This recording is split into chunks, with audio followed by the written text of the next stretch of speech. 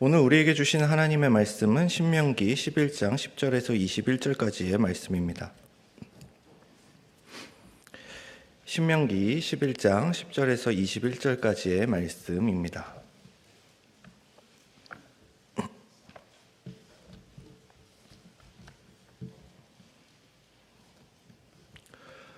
제가 읽도록 하겠습니다. 내가 들어가 차지하려 하는 땅은 내가 나온 애굽 땅과 같지 아니하니 거기에서는 너희가 파종한 후에 발로 물 대기를 채소밭에 댐과 같이 하였거니와 너희가 건너가서 차지할 땅은 산과 골짜기가 있어서 하늘에서 내리는 비를 흡수하는 땅이요 내 하나님 여호와께서 돌보아 주시는 땅이라. 연초부터 연말까지 내 하나님 여호와의 눈이 항상 그 위에 있느니라. 내가 오늘 너희에게 명하는 내 명령을 너희가 만일 청종하고 너희의 하나님 여호와를 사랑하여 마음을 다하고 뜻을 다하여 섬기면 여호와께서 너희의 땅에 이른 비 늦은 비를 적당한 때에 내리시리니 너희가 곡식과 포도주와 기름을 얻을 것이요 또 가축을 위하여 들에 풀이 나게 하시리니 내가 먹고 배부를 것이라. 너희는 스스로 삼가라. 두렵건대 마음에 미혹하여 돌이켜 다른 신들을 섬기며 그것들에게 절함으로 여호와께서 너희에게 진노하사 하늘을 닫아 비를 내리지 아니하여 땅이 소산을 내지 않게 하심으로 너희가 여호와께서 주신 아름다운 땅에서 속히 멸망할까 하노라. 이러므로 너희는 나의 이 말을 너희의 마음과 뜻에 두고 또 그것을 너희의 손목에 매어 기호를 삼고 너희 미간에 붙여 표를 삼으며 또 그것을 너희의 자녀에게 가르치며 집에 앉아 있을 때에든지 길을 갈 때에든지 누워 있을 때에든지 일어날 때에든지 이 말씀을 강론하고 또 내 집 문설주와 바깥문에 기록하라. 그리하면 여호와께서 너희 조상들에게 주리라고 맹세하신 땅에서 너희의 날과 너희 자녀의 날이 많아서 하늘이 땅을 덮는 날과 같으리라. 아멘. 오늘은 하나님을 사랑하고 마음과 뜻을 다하여 섬기십시오라는 제목으로 교사교육 두 번째 시간을 함께 가지려고 합니다. 아마 지난주에 참석하신 분들은 알겠지만 지난주와는 조금 다른 분위기가 되었습니다. 원래는 토요일날 함께 다시 진행하면서 좀 자유롭게 여러 가지 많은 것들을 나누면 좋았을 텐데요. 여러 가지 사정상 함께 주일 오후 예배 시간에 진행하게 되었습니다. 혹시나 그 전 교사교육 1 영상을 보지 못한 분들께서는 꼭 집에 가서 그 영상도 참조해 주시면 좋을 것 같습니다. 오늘은 우리가 함께 신명기 말씀을 통해서 우리 교사가 과연 무엇을 가르치고 또한 어떻게 해야 하며 무엇에 집중하여야 하는가에 대해서 함께 살펴보려고 합니다. 신명기의 저자는 하나님의 부르심으로 이스라엘의 지도자로 세워져 오랜 기간 그 이스라엘 민족을 이끌었던 모세입니다. 신명기는 모압 땅에 위치한 요단강 근처의 평원에서 기록하였는데 가나안 땅에 이제 들어가야 할 새로운 세대를 위하여 기록된 책입니다. 그렇기에 모세는 신명기에서 계속해서 우리가, 즉 우리 이스라엘이 어떻게 지금 여기까지 올 수 있었는지 기록을 합니다. 이것을 오해하시면 안 되는 것이 무엇이냐면요, 단순히 나 때는 말이야 이렇게 하면서 과거를 추억하는 그런 내용이 아닙니다. 과거에 대한 추억이 아닌 우리의 존재가 어떻게 지금 존재할 수 있으며 너희가 어떻게 생명을 얻어 지금 숨 쉴 수 있으며 어떻게 이제 목전에 둔 그 약속의 땅을 향해 나아갈 수 있는 이 마지막 자리까지 올 수 있었는지를 가르쳐 주는 것입니다. 종되었던 우리를 구원하여 주신 하나님, 광야에서 지키시고 먹이시고 마시게 하신 하나님, 전쟁에서 승리케 하신 하나님, 불순종을 징계하시고 심판하시는 하나님에 대해서 자신들의 이제 새로운 세대, 즉 다음 세대들에게 가르쳐 주는 것이죠.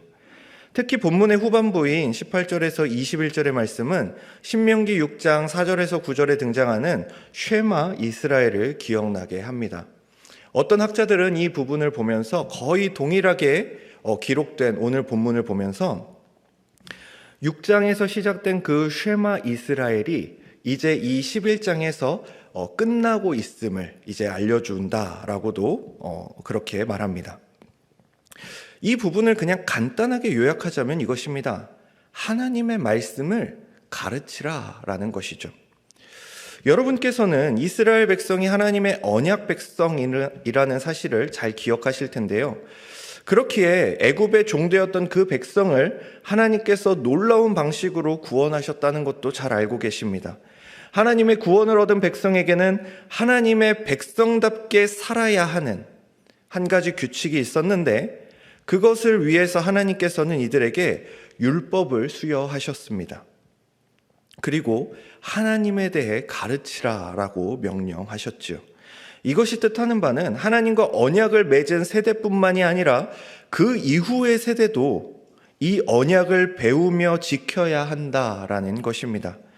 학자들은 오늘 본문 18절에서 모세가 언급하는 나의 이 말을 쉐마를 가리키는 것이 분명하다라고 말을 하는데요.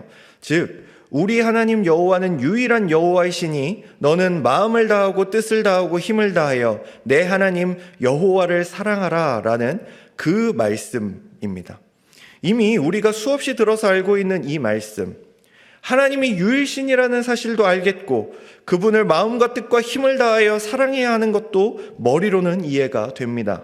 그런데 우리를 힘들게 하는 것은 우리를 향해 주어지는, 우리의 삶 가운데 우리가 이제 구체적으로 행해야 되는 아주 구체적이고 세세한 명령들입니다. 제가 다시 한번 읽어드리겠습니다. 이러므로 너희는 나의 이 말을 너희의 마음과 뜻에 두고 또 그것을 너희의 손목에 매어 기호를 삼고 너희 미간에 붙여 표를 삼으며 또 그것을 너희의 자녀에게 가르치며 집에 앉아 있을 때에든지 길을 갈 때에든지 누워 있을 때에든지 일어날 때에든지 이 말씀을 강론하고 또 내 집 문설주와 바깥문에 기록하라. 그리하면 여호와께서 너희 조상들에게 주리라고 맹세하신 땅에서 너희의 날과 너희 자녀의 날이 많아서 하늘이 땅을 덮는 날과 같으리라. 아는 것과 실천하는 것이 다름을 알기에 이 말씀은 우리에게 은혜가 되기도 하고 도전이 되기도 하지만 한편으로는 우리를 낙심하게 하고 힘들게 하기도 합니다. 특히 오늘 말씀을 보면 자녀 신앙 교육의 주체가 부모로 등장합니다.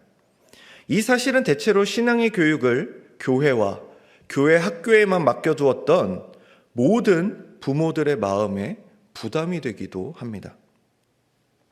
아니면 너무 많이 들었기에, 너무 자주 들었기에 이제는 부담이 되지도 않고 조금 식상하게 여겨지는 말씀일 수도 있을 것입니다. 자, 여기까지가 우리가 쉐마 이스라엘 그 6장에서의 그 말씀과 또한 오늘 본문을 통해서도 자주 듣고 우리가 들으면 그 말씀 하고 기억하는 말씀입니다. 그렇다면 우리가 생각할 것은 이것입니다. 하나님은 왜 이런 말씀을 우리에게 주셨는가? 하나님은 왜 이런 명령을 부모들에게 하시는가? 하나님은 왜 다시금 이런 명령을 하나님을 따라 살아왔던 그 이전 세대들에게 다음 세대를 향하여, 새로운 세대를 향하여 가르치라라고 말씀하시는가에 대해서 우리는 고민해 봐야 하는 것입니다. 단순히 말씀을 잘 가르치고 단순히 이 말씀을 지키고 기억하는 그 문제보다 왜 하나님이 이 말씀을 우리에게 주셨는가에 대해서 생각해 보아야 하는 것이죠. 자, 이거를 조금 우리가 살펴보기에 앞서 한 가지 좀 예를 들어보겠습니다. 여러분들 중에 혹시 아직도 2022년도 작년 우리 교회 표어를 기억하고 계시는 분이 계십니까? 네, 맞습니다. 우리 교회의 2022년 표어는 리스타트 다시 기본입니다 였습니다. 코로나로 인해 침체되고 타협하고 포기하였던 신앙의 회복과 우리의 기본이 무엇인지 다시금 돌아보자라는 그 당시 우리에게 절실했던 목표였지요. 그리고 올해의 표어는 다음 세대를 위한 디딤돌을 놓는 교회입니다. 인구 절벽, 그리고 교회에 대한 부정적 인식 등 다음 세대가 신앙을 떠나는 이 참담한 현실 가운데 우리에게 주신 다음 세대를 잘 세우고 양육하며 그들을 기억하고 기도하기 위한 우리 교회의 다짐이자 선포인 것이지요. 표를 이렇게 잡아놓고서 다음 세대에 아무런 관심을 갖지 않는 그런 교회는 없을 것입니다. 적어도 올 한 해만큼이라도 우리는 이 표를 세웠다면 올 한 해만큼이라도 다음 세대를 위하여 우리가 정말 기도하고 힘써야겠다라는 마음을 품게 됩니다. 이처럼 무언가 새로이 시작하거나 우리가 목적하는 바에 따라 새로운 표어를 세우기도 하고 매일 몇 시에 함께 공동체로서 기도하자라는 구체적 목표를 세우기도 합니다. 이스라엘 백성도 마찬가지였습니다. 하나님이 그들을 구원하셔서 홍해를 건넌 후에 하나님의 백성이 된, 구원의 백성이 된 그들에게 하나님이 율법을 주십니다. 이전까지와는 다른 삶을 살아야 하지요.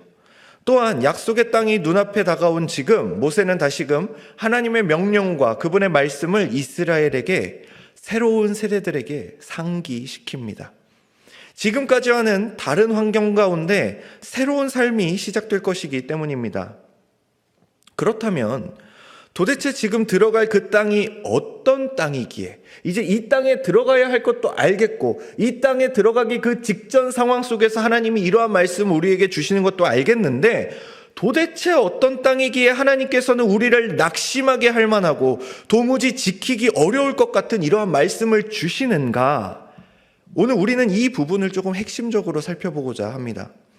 오늘 본문 10절에서 17절을 제가 읽도록 할 텐데요. 여러분께서는 눈으로 좀 잘 따라와 주시면서 도대체 이스라엘 백성이 향하고 있는 가나안 땅, 그 약속의 땅이 어떤 땅으로 묘사되고 있는지 확인하시면 좋을 것 같습니다. 제가 읽겠습니다.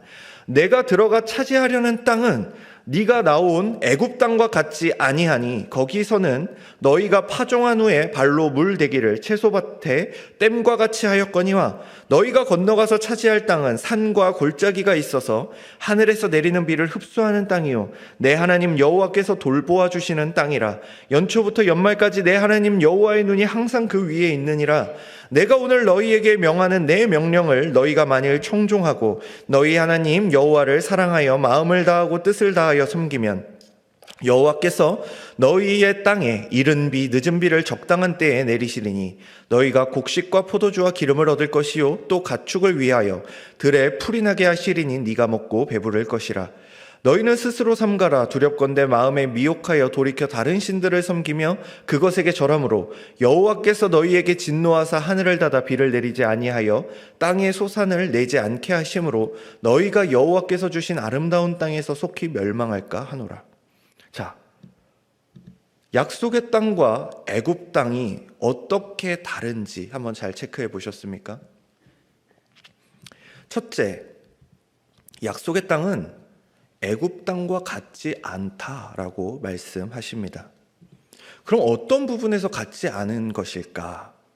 그 다른 이유로 애굽의 경우는 나일강이 주기적으로 범람하기에 늘 나일강 상부에 있던 비옥한 흙이 떠내려옵니다. 또한 사시사철 그 나일강이라는 큰 강이 마르지 않고 흐르고 있었기에 그 이집트 애굽 지역에 사는 사람들은 관계수로를 설치하여 물을 끌어다 대며 농사를 지었습니다. 즉 관계수로를 통하여 마르지 않은 그 강이 있고 그곳에서 농사를 지을 수 있었다라는 것은 인간의 적당한 노력이 있다면 삶을 영위하기에 큰 걱정이 없던 지역이다라는 것입니다. 그리고 이러한 특징은 애굽뿐만이 아니라 이 이집트와 더불어서 4대 문명의 발생지 중 하나인 메소포타미아 지역도 마찬가지였습니다. 아니, 모든 그 4대 문명 지역들이 비슷한 특징을 가집니다. 그들도 유프라테스와 티그리스라는 거대한 강줄기에서 물을 끌어오는 관계 농업으로 고대 문명을 꽃피울 수 있었고 그곳에서 페르시아, 바빌론, 아시리아와 같은 수많은 강대국들이 등장합니다. 그런데 약속의 땅인 이스라엘 백성이 지금 향하고 있는 이 가나안 땅은 이러한 땅들과는 달랐다라는 것입니다. 이곳은 전적으로 하늘에서 내리는 비에만 의존해야 하는 땅이었습니다. 어떤 거대한 강이 없습니다. 그나마 있었던 요단강은 해수면보다 아래에 있고 그 강폭이 매우 작습니다. 실제로 가서 여러분들이 그 요단강을 보시면 제가 이스라엘 갔을 때도 똑같은 반응이었는데 이게 강인가 싶은 생각이 듭니다. 저희 앞에 흐르는 하천만도 못했거든요. 그런데 그게 요단강이라고 이렇게 흐르고 있습니다. 즉 규모가 매우 작았기 때문에 이집트나 메소포타미아 지역처럼 관계수로를 설치할 수가 없습니다. 물을 끌어다 대가지고 농사를 지을 수 없는 환경이다라는 것입니다. 또한 오늘 본문에 나오는 것처럼 이곳은 빗물을 흡수하는 산과 계곡이 많았기에 물을 저장하여 사용하기에는 어려움이 있던 지역입니다. 두 번째는 이 땅은 어떤 땅인가? 하나님이 돌보아 주시며 여호와의 눈이 항상 주시하는 땅이다라고 성경이 기록합니다. 말씀 그대로 하나님이 당신의 백성을 인도하여 정착하게 하신 땅이기에 하나님의 시선이 늘 향하며 하나님이 그 백성을 지키시는 땅이었습니다. 그런데 여기에 한 가지 조건이 붙습니다. 그게 13절에서 15절에 나와 있죠. 내가 오늘 너희에게 명하는 내 명령을 너희가 만일 청종하고 너희 하나님 여호와를 사랑하여 마음을 다하고 뜻을 다하여 섬기면, 그러니까 하나님을 잘 섬길 때에는 하나님께서 이곳에 절대로 부족하지 않게, 시기가 늦어지지 않게 알맞은 비를 내려주시겠다라는 것입니다. 하나님이 늘 주시하신다는 것은 이곳이 하나님의 목전이 된다라는 것인데, 하나님의 목전에서 하나님의 말씀을 지키며 살아가면 하나님이 모든 필요한 것들을, 너희의 생명을 유지하고 너희의 그 모든 것들을 지킬 수 있는 그 하늘의 비를 공급해 주시겠다라고 약속하신 겁니다. 그러나 반대의 경우도 존재합니다. 너희는 스스로 삼가라. 두렵건대 마음에 미혹하여 돌이켜 다른 신들을 섬기며 그것들에게 절함으로 여호와께서 너희에게 진노하실 때 어떻게 하신다고요? 하늘을 닫아 비를 내리지 아니하겠다고 말씀하십니다. 즉 하나님의 목전에서 악을 행하면, 즉 하나님의 말씀을 어기고 하나님 외에 다른 신을 섬기면 하나님께서 주신 약속의 땅에 비가 내리지 않을 것이라고 말씀하시는 것이죠.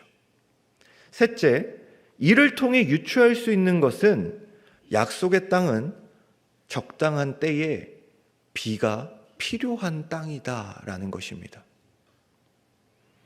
비가 내릴 때에는 비옥한 땅이지만 비가 멈출 때의 이 지역은 광야와 다를 바가 없습니다. 이런 땅을 천수답이라고 부릅니다. 저수지나 지하수, 펌프 같은 관계시설 없이 오로지 빗물에만 의존하는 형태의 농지를 가리켜 천수답이라고 하는 것이죠. 하늘에서 내리는 물이 아니면 그 무엇도 할 수 없는 곳입니다. 그렇다면 땅의 속성에 대한 설명, 즉 우리가 가는 곳은 천수답이다 라고 말하는 그 모세가 이 말을 통해 다음 세대에게 가르치고자 하는 바는 무엇이었을까요? 이제 약속의 땅에 들어가서 너희가 살아남기 위해서는, 생존을 위해서는 하나님을 온전히 섬겨야 한다라는 것입니다. 그런데 우리가 생각해 볼 것이 있습니다. 그렇다면 하나님은 왜 굳이 이런 땅을 약속의 땅으로 주신 것일까요? 특히 하나님께서 이 땅을 부르시는 별칭에 대해서 저와 여러분 모두 잘 알고 있습니다. 바로 젖과 꿀이 흐르는 땅. 이것은 우리 어린 아이들도 너무 잘 아는 표현입니다. 출애굽기, 레위기, 민수기, 신명기에서 끊임없이 하나님께서는 그 약속의 땅을 가리켜 젖과 꿀이 흐르는 땅이다라고 말씀하십니다. 그 땅을 정탐한 자들도 과연 젖과 꿀이 흐르는 땅이었다라고 말을 하죠. 맞습니다. 가나안 땅이 그 가나안 땅 바로 옆 지역들과 비교를 해보면 젖과 꿀이 흐르는 땅이라고 불릴 만큼 비옥한 땅이었습니다. 그러나 이는 상대적인 것이었습니다. 만약에 이 비교를 그 주변이 아닌 애굽과 바벨론 이런 나라들과 한다면 지금 이들이 들어가는 그 가나안 땅, 약속의 땅은 결코 비옥한 땅, 젖과 꿀이 흐르는 땅이라고 부르기 어려운 땅이었습니다. 그렇게 부르기 민망한 땅이었던 것이죠. 그렇게 민수기 16장에서 고라와 다단의 반역 사건 때에 그 반역한 이들이 이렇게 말합니다. 제가 읽어드리겠습니다. 민수기 16장 12절에서 13절입니다. 모세가 엘리압의 아들 다단과 아비람을 부르러 사람을 보냈더니 그들이 이르되 우리가 올라가지 않겠노라. 네가 우리를 젖과 꿀이 흐르는 땅에서 이끌어 내어 광야에서 죽이려 함이 어찌 작은 일이기에 오히려 스스로 우리 위에 왕이 되려 하느냐. 핵심적인 말은 모세가 이스라엘 백성인 우리를 젖과 꿀이 흐르는 땅에서 이끌어내었다라는 겁니다. 말이 좀 이상합니다. 분명히 이들은 젖과 꿀이 흐르는 땅으로 가고 있었는데 이들의 말은 젖과 꿀이 흐르는 땅에 우리가 있었고 우리를 너희가 끌어내지 않았느냐라는 것이죠. 인간의 눈으로 볼 때에 가나안 땅보다 애굽이, 그 이집트가 훨씬 부유하고 풍족합니다. 즉 우리의 눈으로 보자면 젖과 꿀이 흐르는 땅에서 상대적으로 삭막한 땅으로, 척박한 땅으로 인도받고 있는 것입니다. 여러분, 우리가 성경이기에 하나님이 이들을 인도하고 계시기에 망정이지, 어떤 사람이 만약에 정말 좋은 곳에서 살고 있었던 사람을 데리고 내가 더 좋은 곳을 알려줄게, 내가 더 좋은 곳으로 너를 인도해 줄게 라고 하고 만약에 이런 일을 했으면 어떻게 될까요? 이건 거의 부동산 사기입니다. 지금 하나님께서 이스라엘 백성들에게 젖과 꿀이 흐르는 땅이야 약속해놓고 어떻게 해야죠? 더 척박한 땅으로 데려가신 겁니다. 그렇기에 이제 자료를 조사하다 보니 어떤 분이 이렇게 재밌는 말을 적어 놓으셨어요. 오죽하면 모세가 젖과 꿀이 흐르는 땅을 소개하기 위해 느보산에 올라서 사해 주변과 유대 광야의 모습을 보고 심장마비로 죽었다는 이야기가 있다라고 합니다. 왜 그렇겠습니까? 젖과 꿀이 흐르는 땅인 줄 알고 데려와가지고 이제 소개하려고 올라가서 보았더니 세상 척박한 땅인 겁니다. 그러니 어떻게 되죠? 와, 이거 어떻게 감당하지 하고 심장마비로 죽었다라는 그런 우스갯소리가 나왔다라는 겁니다. 그 정도로 이 가나안 땅, 약속의 땅은 애굽 땅과 비교했을 때는 도무지 비옥하다라고 할 수 없는 땅이었습니다. 그렇다면 하나님은 이 가나안 땅을 왜 젖과 꿀이 흐르는 땅이라고 하셨을까요?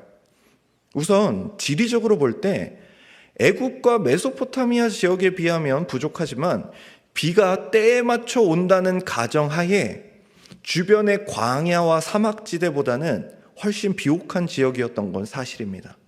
그리고 경제적으로 볼 때 목축과 농경이 가능한 땅이었기에 젖과 꿀은 가나안 지역에서 생산되는 특산품 중에 하나였습니다. 그리고 영적으로 볼 때 종되었던 신분에서 벗어나 하나님의 자녀가 되는 곳이었습니다. 이집트의 압제를 당하던 자들이 하나님의 백성이 되었으며 폭력과 공포 속에 살던 이들이 하나님의 돌보심과 하나님의 그 말씀 안으로 부름받은 자리이기에 그곳은 진정 젖과 꿀이 흐르는 땅이었습니다. 그렇기에 가나안은 지리적, 경제적, 영적으로 젖과 꿀이 흐르는 땅임에는 분명합니다.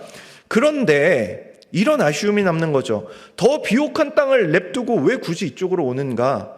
차라리 하나님께서 천군과 천사를 보내셔서 이집트를 다 쓸어버리시고 그곳을 그냥 차지하게 하시건, 이스라엘 백성에게 힘을 주셔서 메소포타미아 지역에 있는 그 바벨론 지역을 완전히 장악하게 하시면 더 좋을 것 같은데 왜 굳이 조건부로 비옥한 가나안 땅으로 부르시는가입니다. 애굽과 메소포타미아 땅에서 자유를 주시고 백성으로 삼으셔도 충분할 텐데 말입니다. 이게 핵심입니다. 땅이 주는 비옥함이 충만한 곳은 하나님의 백성에게 적합한 곳이 아니었습니다. 왜냐하면 하나님께서 그들의 존재가, 그들의 생명이 이제 하나님께만 달려 있음을 가르쳐 주길 원하셨기 때문입니다. 반드시 하늘에서 내리는 비가 와야지만 그 한 해를 살아갈 수 있었던 천수답의 땅을 통하여 하나님께 기도하지 않고는 살아갈 수 없음을 가르치시는 겁니다. 그 땅이 기도할 수밖에 없도록 가르치는 겁니다. 그 땅이 하나님을 의지할 수밖에 없도록 가르치는 겁니다. 이는 우리 역시도 마찬가지입니다. 그리스도인이 된다는 것은 예수 그리스도를 의지하지 않고는 단 하루도 살아갈 수 없는 존재와 처지가 되었음을 고백하는 것입니다. 눈에 보이는 것으로 볼 때 커다란 강과 관계수로가 있는 땅은 땅의 부요함과 인간의 노력이 두드러집니다. 우리가 그래도 이렇게 노력하면 올 한 해도 잘 살 수 있을 거야. 올해도 넘길 수 있을 거야. 그러면 뭐가 남죠? 나의 노력이 남습니다. 나의 행위가 남습니다. 나의 자랑이 남습니다. 그러나 가나안 땅에서 인간의 노력은 부차적인 문제입니다. 내가 무엇을 하건 상관없이 하늘에서 비가 내리지 않으면 그 모든 것이 헛된 땅입니다. 반드시 하늘에서 내리는 비가 있어야 했고, 그 비가 내렸을 때에 그 비에 맞춰 농사를 짓는 땅, 바로 약속의 땅이었던 것입니다. 하나님은 이스라엘이 자신들의 부강함이나 생존의 문제를 땅의 비옥함, 아니면 어떤 적군으로부터 방어하기 좋은 지형과 같은 것에 의존하길 원치 않으셨습니다. 하나님 없이 풍족과 부요를 누리는 것이 얼마나 큰 재앙인지 알려주시고자 함입니다. 여러분, 우리는 어떻습니까? 그리스도인이 된다는 것은, 성도로 살아간다는 것은 오직 하나님 안에만 진정한 젖과 꿀이 흐른다는 것을 경험하는 삶입니다. 하나님을 섬길 때 그분을 통해서 생명이 주어짐을 누리는 것입니다. 즉 이스라엘 백성이 하나님을 마음과 뜻과 힘을 다하여 사랑해야 하는 것, 그분의 말씀을 마음에 소중히 간직하고 손과 이마에 매달아 항상 기억하고 자녀들을 가르치고 집에 있을 때, 길을 걸어갈 때, 잠에 들 때, 일어날 때, 즉 모든 순간에 그 하나님의 말씀에 대해 이야기해야 하는 그것, 집의 문기둥과 문에 기록하라는 그 명령, 이것은 너희의 생사가, 너희의 생명이 오직 하나님께만 있음을 가르치라 라는 이야기인 것입니다. 이 이야기는 모든 성도들이 무겁게 받아야 하는 말씀이며 우리 교회가 마음에 부담을 가져야 하는 말씀입니다. 이 말씀이 단순히 우리에게 어떤 효과적이고 실용적인 것을 알려드리거나 제시하는 그런 내용은 아닙니다. 아이들이 신앙을 가지고 예수님을 믿는다고 해서 공부를 잘하고 건강하고 좋은 대학 가고 뛰어나지는 것은 아닙니다. 우리는 그것을 인정해야 합니다. 그것이 아니라면 우리는 예수를 믿음으로 말미암아 얻고자 하는 것이 다른 것입니다. 마치 영적인 눈으로 하나님이 주시는 땅을 바라보는 자들에게 그곳은 젖과 꿀이 흐르는 땅이었으나 눈에 보이는 것으로만 봤을 때는 애굽이 더 젖과 꿀이 흐르는 땅으로 보였던 것처럼 우리가 어떠한 관점과 어떠한 시각으로 바라볼 것인지 우리는 분명히 기억해야 됩니다.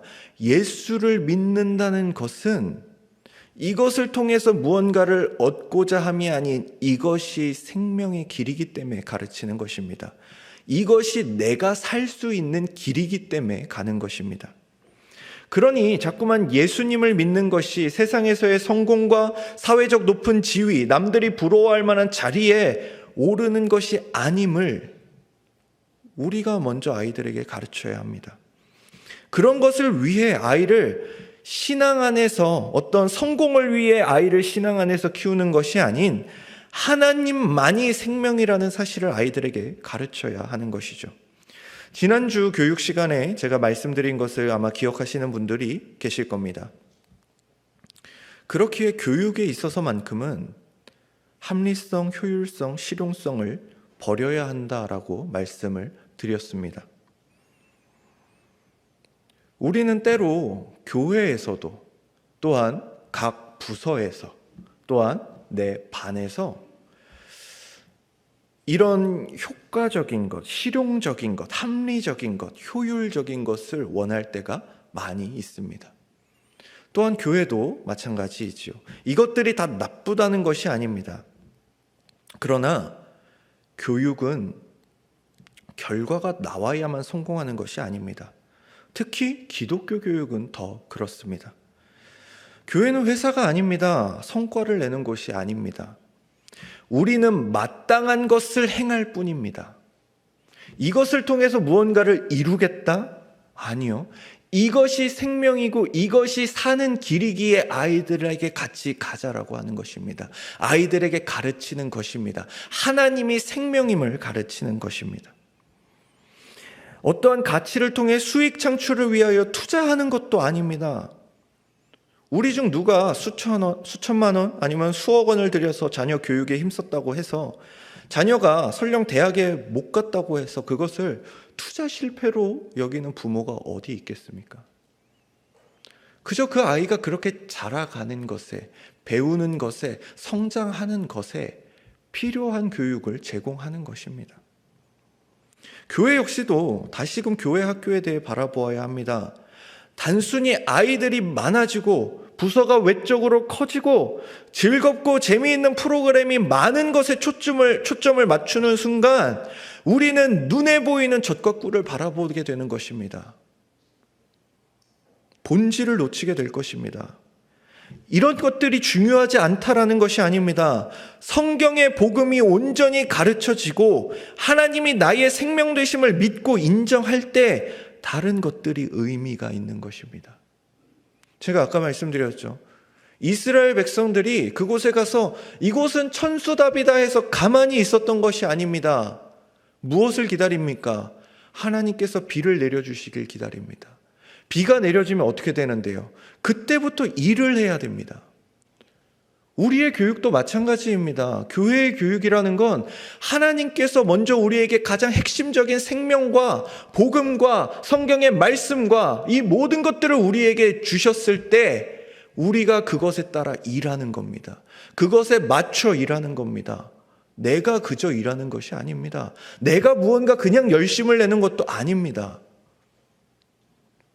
하나님이 일하심을 기다리고 그 일하심에 발맞춰야 합니다.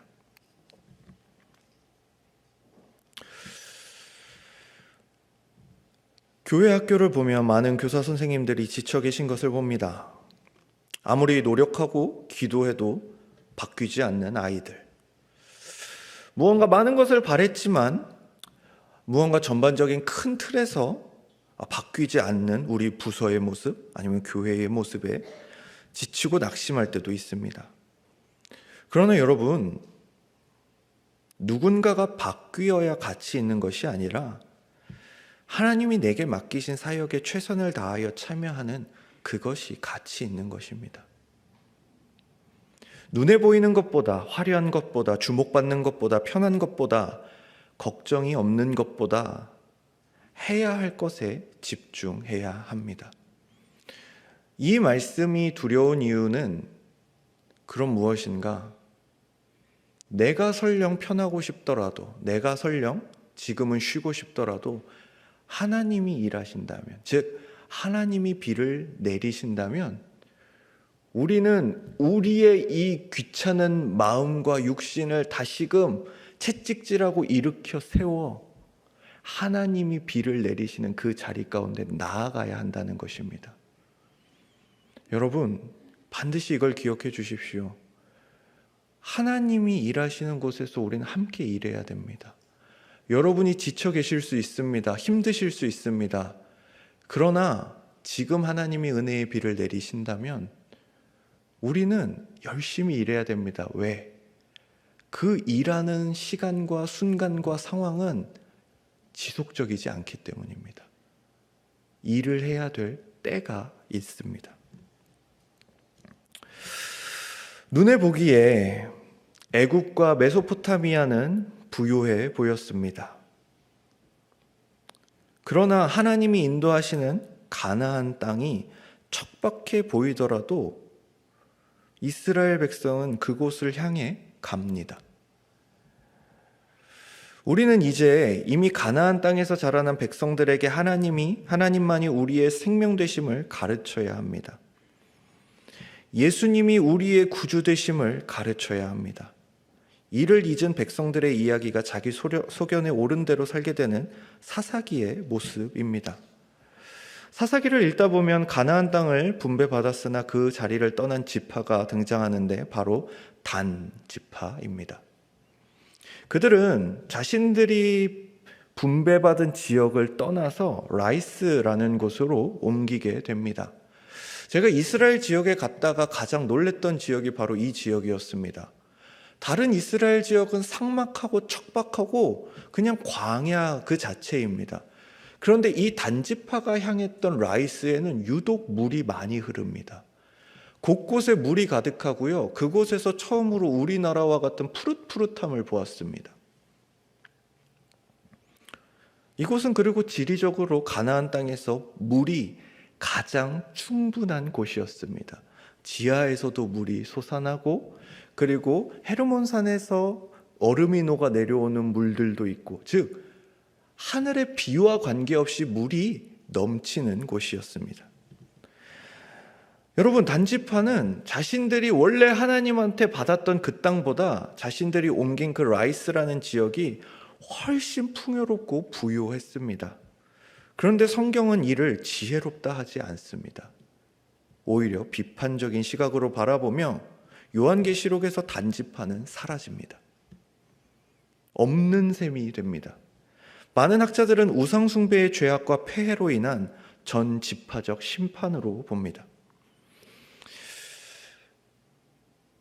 그들의 이주지였던 그 라이스, 텔단에 갔을 때 이곳에서 그들이 정말 큰 번영을 이루었던 것으로 보이는 유적들이 남아 있었습니다.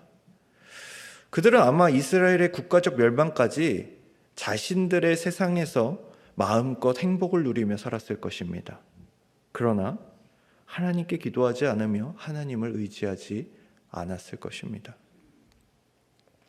말씀을 맺고자 합니다. 교사 여러분, 그리고 성도 여러분, 우리는 우리의 다음 세대에게 무엇을 가르치겠습니까? 하나님이 부르신 교회 공동체에서도 이곳에서조차 여전히 땅의 물을 먹는 법을 가르치시겠습니까? 내가 노력하면 이렇게 먹고 살 수 있어를 가르치시겠습니까? 아니면 하늘의 물을 먹는 법을, 하나님의 일하심을 경험하는 법을, 그 일하심에 순종하는 법을, 그 일하심에 함께하는 법을 가르치시겠습니까? 잠시 PPT를 띄워주시면 감사하겠습니다.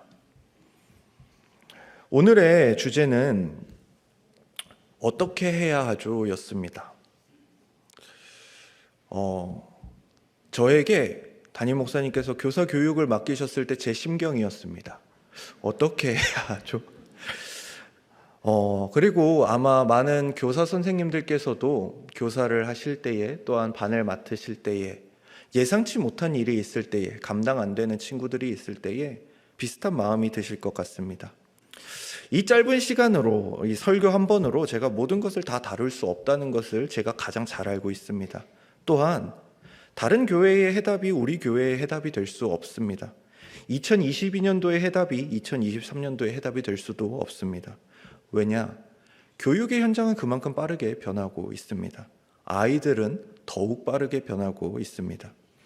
오늘 우리가 함께 살펴본 말씀처럼 천수답의 땅은 매년 매 순간 하나님의 은혜를 구해야 했던 것처럼 우리도 매 순간, 매 시간 우리 교회 다음 세대에게 필요한 것이 무엇인지 함께 고민하고 답을 찾을 것입니다. 다음입니다.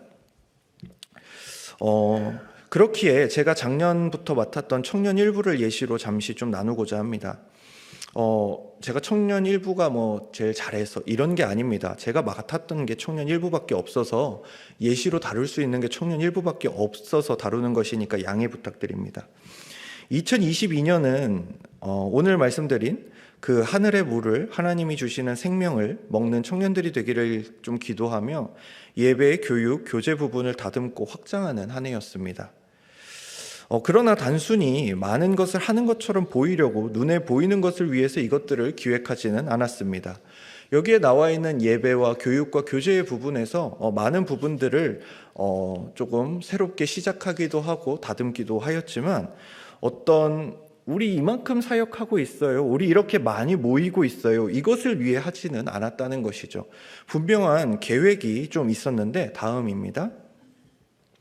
이번 PPT를 보시면 앞선 PPT에 말씀드렸던 그 예배와 교육과 교제에 있었던 수많은 프로그램들과 그리고 여러 가지 시작하게 된 모임들, 그것이 우리 청년들에게 어떻게 적용되고 우리 청년들에게 어떻게 연관되기를 바랬는지에 대해서 이렇게 그릴 수 있을 것 같습니다. 예배와 교육과 교제가 청년 일부 한 명의 지체가 적어도 화면에 보이는 것과 같은 연결망을 갖기를 원했습니다. 공동체에서 바른 예배와 바른 교육, 바른 교제를 통해 한 지체가 여러 명의 지체와 다양한 교제를 가질 수 있도록, 또한 자주 만나게 되는 한 지체와 다양한 관계를 형성할 수 있도록 구성했던 것입니다. 교회에 오는 한 청년이 공동체 내에서 어떤 단편적인 교제만 갖지 않기를 바랬습니다. 또한 많은 곳에 속해 있는 것이 단순히 친분 교제에만 머물지 않기를 바랬습니다. 또한 2023년이 되면서는 단순히 이러한 모임이 청년 일부에 머물지 아니하고 이러한 관계가 우리 청년 안에서만 멈추지 아니하고 온 교회와 이러한 관계를 확장하기를 소망하고 있습니다. 아마 여러분께서 교회에 붙어있는 청년 일부 소식지를 한 번씩은 보셨을 겁니다. 거기에 우리가 어떤 시간을 보냈는지, 어떤 활동을 했는지, 어떤 이야기가 있는지, 어떤 기도 제목이 있는지 나누는 것은 저희 이렇게 잘하고 있어요, 평가해 주세요, 이런 얘기가 아닙니다. 잊어왔던 하나됨을 회복하길 원하는 겁니다. 부모 세대가 다음 세대에 아무런 관심이 없었던 잘못됨과 자녀 세대가 부모 세대에게 아무런 관심이 없었던, 신앙의 교육이 교회와 가정이 단절됐던, 부서와 부서가 단절됐던, 교구와 교육이 단절됐던, 이 모든 것이 단절되어 있었던 우리 교회 안에 이것을 좀 회복하기를 원했던 것입니다. 다음 넘겨주시면 좋겠습니다. 이제 2023년이 되면서 제가 교육 담당 목사가 된 이후로 온 교육부서에서 한 명의 학생이 어떤 관계성을 갖게 하고 어떤 교육을 받게 할 것인가에 대해 고민을 하고 있습니다. 또한 단순히 여기서 그치지 않습니다. 저 그림 속에 있는 한 아이처럼, 또 한 청년처럼 한 부서가 교회 안에서 어떠한 관계성을 갖게 할 것인지, 어떠한 연결망을 갖게 할 것인지, 또한 전체 교육부서로서 우리 교육위원회가 교회 내에서 어떠한 관계성을 갖게 할 것인지, 또한 한 명의 교사 선생님이 어떠한 관계성을 갖게 할 것인지, 이것에 대해서 고민하고 있습니다. 올해가 시작되면서 교육교재의 통일을 시작으로 교육부서 전반에 여러 아이디어들을 실현시키고자 기도하고 있습니다. 다음으로 넘겨주십시오. 이 일에는 온 교회와 또한 중직자 여러분의 도움도 반드시 필요하고 이 사역의 핵심인 교사 선생님들의 도움이 반드시 필요합니다. 그렇기에 단순히 연애 상하반기 1, 2주 정도 하는 그런 교육이 아닌 실제적인 도움을 드릴 수 있는 우리 교회만의 교육 플랫폼이 있어야겠다라는 그 필요성을 많이 느꼈습니다. 그래서 유튜브와 밴드에 여러분이 화성교회 다음 세대 연구소를 검색하시면 유튜브에도 이 채널이 있고 밴드에도 이 모임이 개설되어 있습니다. 교사 선생님들께서는 꼭 가입하여 주시고, 그리고 교사가 아니신 분들께서도 나는 교육에 관심이 있고 다음 세대에 관심이 있다 싶으시다면 언제든지 함께 해주셔도 됩니다. 여러분, 다음으로 넘겨주세요. 어느 시대에나 딱 들어맞는 교육은 없습니다. 어떤 교회에서 좋았던 교육이 우리 교회와는 맞지 않을 수도 있고, 그렇기에 우리 교회가 다음 세대와 시대에 맞는 교육을 하기 위한 연구소의 필요성을 느꼈습니다. 그리고 이 화성교회 다음 세대 연구소를 통해서 지금 앞에 보이는 것처럼 다양한 실제적인 교육을 제시드리려고 합니다. 어떤 토요일에 시간을 맞추는 것, 아니면 주일 오후 예배 시간에 이렇게 함께 나누는 것도 너무나도 좋지만, 그럼에도 우리가 다뤄야 될 내용들이 너무 많고 우리가 부족한 부분들이 많고 어떤 것을 배우고자 하나 어떻게 배워야 할지 모르는 부분들이 너무나도 많기에 이런 다양한 소그룹 운영, 학생 돌봄, 공과교육 그 준비와 인도, 개인 경건생활 점검, 신방, 접촉점 유지, 기독교적 세계관, 기독교 교육, 부모 교육, 이 모든 것들에 대해서 저희가 가지고 있는 플랫폼에 앞으로 점차적으로 순차적으로 관련 영상과 교육들이 끊임없이 올라갈 예정입니다. 여러분들께서도 이것을 좀 확인해 주시고, 유튜브에 이러한 영상 강의가 올라가고 밴드를 통해서는 이 영상 강의에 사용될 교환이 배포될 예정이오니 여러분들께서 꼭 관심 가져주시고 기도해 주시고 구독해 주시고 가입해 주시기를 이 시간 좀 부탁을 드립니다. 마지막입니다. 그리고 이러한 교육은 유기체적 교육이 되었으면 좋겠습니다. 우리 교회가 올해를 시작하면서 교육부서에 좀 큰 부분의 그 교재를 통일을 시켰었는데요. 이것을 통일시킨 것은 단순히 그것이 편해서가 아니라 그곳에서 오는 장점과 같은 교재를 배운다는 것에서 오는 하나의 공동체성을 우리 아이들이 느꼈으면 좋겠다라는 마음에서 비롯되었습니다. 또한 그 하나의 구속사라는 관점만이라도 우리 아이들이 잘 배우고 올라와서 정말 우리 교회에서 진행되어지고 있는 많은 교육과 전도의 훈련과 기도의 훈련과 그리고 강해 설교를 따라갈 수 있는 그런 여러 가지 영적인 것들을 채우고 갖춘 그런 한 성도로 자라기를 원했던 것입니다. 그렇기에 이 교육은 여러분이 보시는 것과 같이 온 교회와 함께 할 것이고 또한 모든 교회 학교와 함께 해야 하며 가정과 함께 해야 합니다. 오늘 말씀처럼 효율성과 성과 중심이 아닌 어떤 이것을 했을 때 어느 정도 성과가 날까? 어떤 좋은 결과가 있을까? 몇 명이나 올까? 이런 것에 관심을 갖는 것이 아닌 이것은 해야 할 것이므로, 이것은 우리의 생명과도 같은 것이므로 해야 할 것을 반드시 하는 우리 교회가 되기를 소망합니다. 이를 위하여 교회가 다음 세대의 교육에 대하여 100년대계, 즉 10년, 20년의 그 앞날을 바라보며 세우는 중요 계획을 세우는 올 한 해가 되었으면 좋겠고, 그것을 세우는 시기에 우리 많은 교사 선생님들과 그리고 많은 학부모님들과 또한 많은 영적 부모인 우리 성도님들께서 함께 해주시기를 부탁드립니다. 함께 기도하겠습니다.